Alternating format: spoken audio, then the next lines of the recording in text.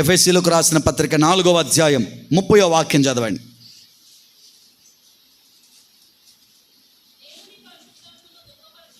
దేవుని పరిశుద్ధ ఆత్మను మనం చెప్పండి ఏం చేయకూడదు? దుఃఖపరచొద్దండి. మీలో ఉన్న దేవుని యొక్క పరిశుద్ధ ఆత్మను మీరు దుఃఖపరచొద్దండి. నోట్ దుఃఖపరచొద్దండి. చాలామంది ఏమంటారంటే ప్రారంభంలోనే ఒక ప్రశ్న అడిగా, మీలో పరిశుద్ధ ఆత్మను పొందారా? పొందితే చెప్పండి, లేకపోతే తర్వాత ప్రార్థన చేస్తున్నాను అడిగాను కదా. దాని యొక్క కన్క్లూజన్ అంటే పూర్తి వివరణ ఇప్పుడు ఇస్తున్నాను, వినండి. పరిశుద్ధ ఆత్మను పొందారు అని బయట ఎలా సర్టిఫికేట్ ఇస్తున్నారో తెలుసా? వాళ్ళు అన్య భాషలు మాట్లాడితేనో, వాళ్ళు ప్రవచనం చెబితేనో, వాళ్ళు ఆనందించి ఓ అని చేస్తేనో వాళ్ళు పొందారు అన్న సర్టిఫికేట్ ఇస్తున్నారు. కాదు, వాళ్ళు పొందారు అంటే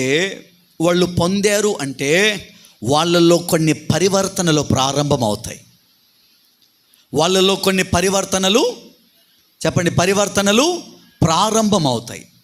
జగత్పునాది వేయబడక మునిపే క్రీస్తులో ఎన్నిక చేయబడిన ప్రతి వ్యక్తి మీదకి పరిశుద్ధాత్ముడు వస్తారు. వాళ్ళలో బలహీనతలు ఉన్నా వస్తారు. పరిశుద్ధాత్మ దేవుని గొప్పతనం తెలియాలి అందరికీ కూడా. బలహీనతలు ఉన్నా వస్తారు, వచ్చి సహాయం చేస్తారు. అంటే ఇప్పటిదాకా నువ్వేమనుకుంటున్నావంటే నాలో పరిశుద్ధాత్మ దేవుడు లేడేమో అనుకుంటున్నావు. గుర్తుపెట్టుకో, జగత్పునాది వేయబడక మునిపే నీవు ఆయన ఎన్నికలోకైనా ఉంటే, ఆయన ఏర్పరచుకున్న గుంపులో నువ్వు ఉంటే నీవు నీటి మూలంగా జన్మించగలుగుతావు, ఆత్మ మూలంగా తిరిగి జన్మించగలుగుతావు. పరిశుద్ధాత్ముడు నీలో నిలబడగలుగుతారు. దేవునికి స్తోత్ర. ఆయన నీలోనికి వచ్చి నిన్ను క్రమక్రమంగా ఏం చేస్తారు ఆయన సరిదిద్దుతూ నిన్ను పైపైకి తీసుకెళ్తారు. నువ్వు వెళ్ళాలి ఆయనతో పాటు. ఆయన్ని దుఃఖపరచకూడదు. ఎందుకంటే నీ కోసం ఇంత దిగొస్తుంటే నువ్వు ఆయన దుఃఖపరిస్తే ఎలాగా? ఉచితంగా మనం పొందుకున్నాం ఈ ఆశీర్వాదం. మనం ఏమైనా డబ్బు ఖర్చు పెట్టామా? అందుకనే వాక్యం అంటుంది, మీరు విలువ పెట్టి యేసు రక్తము అనే విలువ చేత ఎవరు కొనబడ్డారో వాళ్ళందరూ కూడా పరిశుద్ధాత్మ దేవునిని పొందుకున్నారు. వారందరూ కూడా పరిశుద్ధాత్మ దేవుణ్ణి పొందుకున్నారు. అయితే నీలో ఆయన ఉన్నాడు అని గమనించి నిన్ను నువ్వేం చేయాలో రోజు అప్డేట్ చేసుకోవాలి. పొజిషన్ మార్చుకుంటూ వెళ్ళాలి పైకి. ఆయన దుఃఖపరచకూడదు. కొంతమంది దుఃఖపరుస్తున్నారట. ఏం చేసి? అక్కడే ఉంది చూడండి, ద్వేషం. ఒక్కొక్కటి ద్వేషం. గుర్తుపెట్టుకోండి, బాప్తిస్మం పొందిన వ్యక్తిలో, పరలోకం కొరకే పుట్టిన వ్యక్తిలో ద్వేషం ఉంటే ఆత్మదేవుడు దుఃఖపడతారు. మనలో ఉన్న పరిశుద్ధ ఆత్మయ్యున్న దేవుడు దుఃఖపడతారు. ద్వేషం ఉంటే ఆయన్ని దుఃఖపరచకూడదు అంటే నీలో ద్వేషం ఉండకూడదు. క్రైస్తవులు ఏముండకూడదండి? చెప్పండి, ఏముండకూడదు? భక్తుల్లో ఏముండకూడదు? చెప్పాలి, ఏముండకూడదు? వీళ్ళను వాళ్ళని చూసి ఏం రాకూడదు లోపలికి? ఏం రాకూడదు? ద్వేషం. పళ్ళు పట్ట పట్ట పట్ట పట్ట పట్ట పట్ట పట్ట పట్ట కొరుకుతుంటారు వాళ్ళని చూసి వీళ్ళని చూసి. ఎందుకు? ఏమొస్తుంది లోపలికి?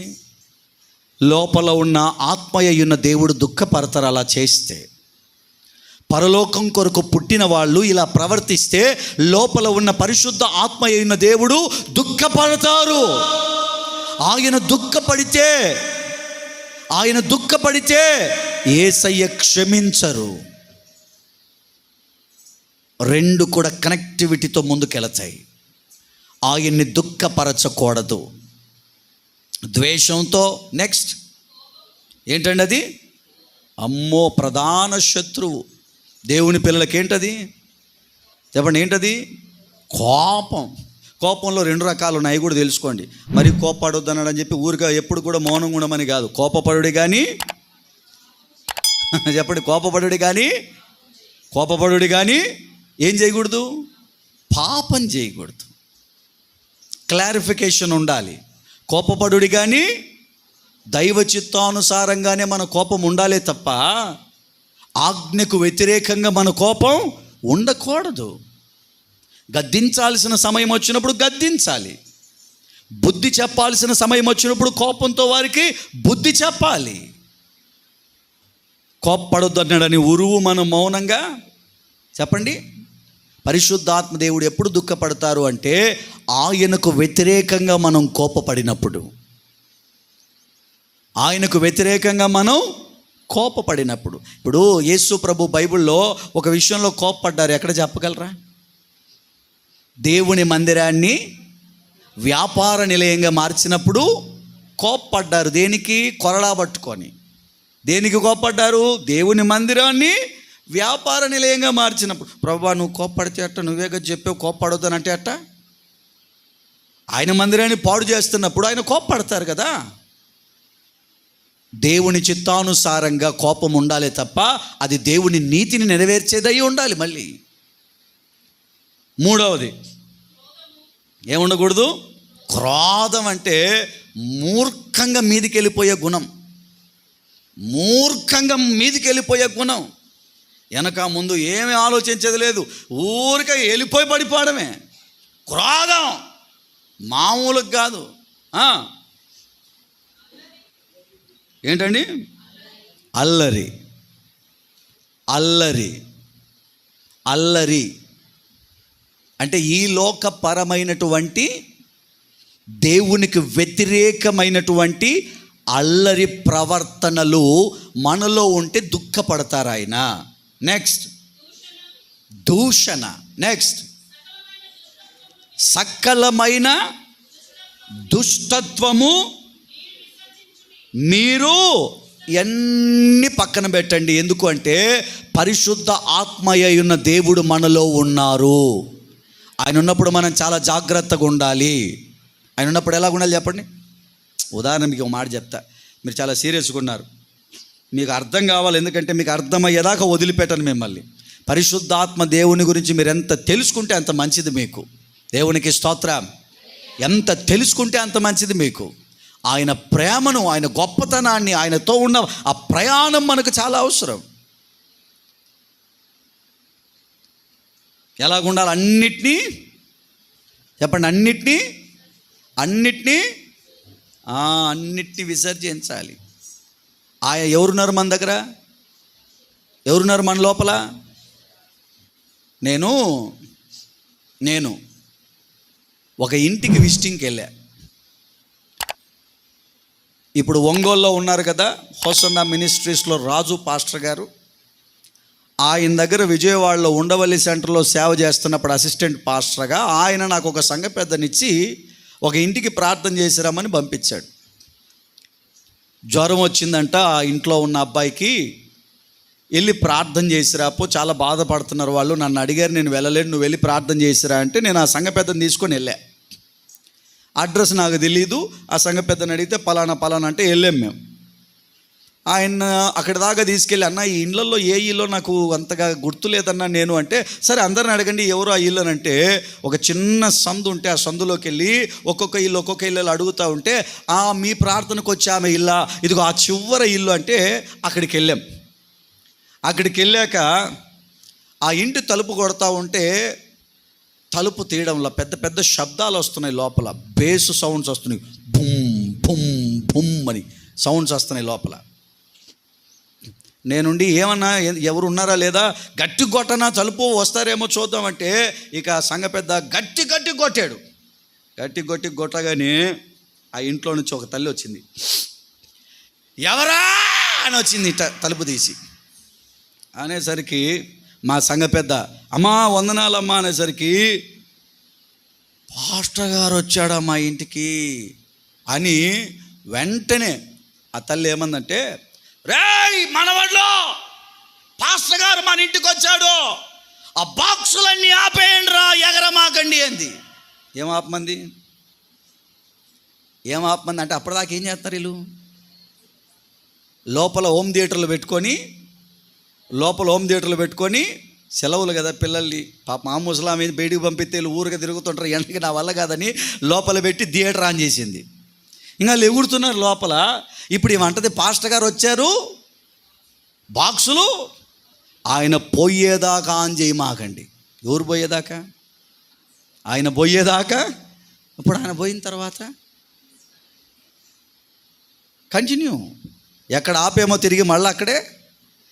ఇప్పుడు మీరు గమనించాల్సిన మాట ఏంటంటే, ఒక సేవకుడు మన ఇంటికి వస్తున్నాడు అని మనం అనుకున్నప్పుడు మన ఇంటిలో ఉన్న పరిసరాలన్నీ కూడా క్షుణ్ణంగా అబ్జర్వ్ చేస్తాం. ఈయన కళ్ళల్లో ఇది పడకూడదు, మా ఇంటిలో ఉన్నటువంటిది ఈయనకు తెలియకూడదు అని ఒక సేవకుడు వెళ్ళేంత వరకు కూడా మనం అన్ని చక్కపరుచుకుంటాం. ఎస్, ఎగ్జాక్ట్లీ, చాలా చక్కటి విషయం అది. మరి సేవకుడు వస్తేనే ఇంత పర్యవేక్షణతో జాగ్రత్త పడుతున్నప్పుడు 24 గంటలు నీలోనే ఉండే ఆత్మదేవుడి సంగతి ఏంటి?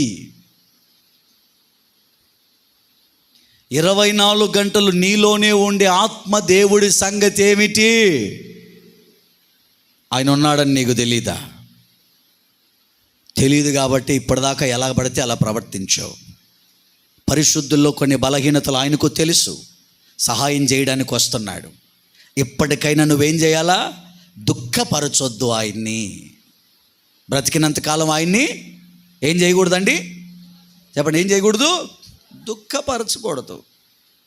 సేవకుడు దుఃఖపడినా ఏం కాదండి, కానీ నీలోనే ఉండి నీకు హెల్ప్ చేసే ఆత్మయ్యున్న దేవుడు దుఃఖపరితే ఎలాగ చెప్పండి? ఆయన్ని దుఃఖపరచొద్దు. ఎందుకు అంటే రేపు ఇక్కడి నుండి పరలోకానికి మన దేహాన్ని మహిమ కలిగిన దేహంగా మార్చేది ఆయనే. దేవునికి స్తోత్రం. దేవుని గడిగా హల్లెలూయా, హల్లెలూయా, హల్లెలూయా. పరిశుద్ధ ఆత్మయ్య ఉన్న దేవుడు లేకుండా ఈ భూమి మీద నుండి నువ్వు పైకెత్తబడలేవు. ఆయన లేకుండా నీ శరీరములో అంగుళము కూడా మార్పు పొందలేదు. ఇప్పటిదాకా ఆయన గురించి తెలియదేమో, ఇప్పుడు తెలుసుకున్నావు. ఇక మీదట జాగ్రత్త పడు. మన బలహీనతలను చూసి ఆయనే మన తరపున రికమెండ్ చేస్తున్నప్పుడు ఆయన్ని దుఃఖపరచొద్దండి, ఆయన్ని బాధ పెట్టొద్దండి. నీకు ఇంత హెల్ప్ చేస్తున్నాడు కదా ఆయన, నీకు హెల్ప్ చేసిన వాళ్ళను నువ్వు ఏడిపిస్తే, వాళ్ళని దుఃఖ పెడితే, వాళ్ళని బాధ పెడితే నీకేం ప్రయోజనం? నీకు ఎవరైనా ఒకరు హెల్ప్ చేస్తుంటే ఆ హెల్ప్ చేసే వాళ్ళ కొరకు నువ్వు ఏదైనా చేయడానికి ముందుకెళ్ళాలి, కానీ వాళ్ళను బాధ పెడితే నీకు ఉపయోగం ఏంటి? వాళ్ళను దుఃఖపరిస్తే నీకు లాభం ఏంటి? నీకోసం ఇన్ని చేస్తున్నారు కదా. మనుషులుగా మనకు హెల్ప్ చేస్తున్న వాళ్ళే బాధపడకూడదని వాళ్ళ కోసం ఏమైనా చేయడానికి ముందుకెళ్తాం. అలాంటిది మనకు హెల్ప్ చేసే ఆత్మ అయ్యున్న దేవుడు దుఃఖపడడం ఎంతవరకు న్యాయం? ఇక మీదట మనల్ని మనం నూతన పరుచుకుందుము గాక. మన బలహీనతల్లో ప్రభు కృప మనకు సహాయం చేయును గాక.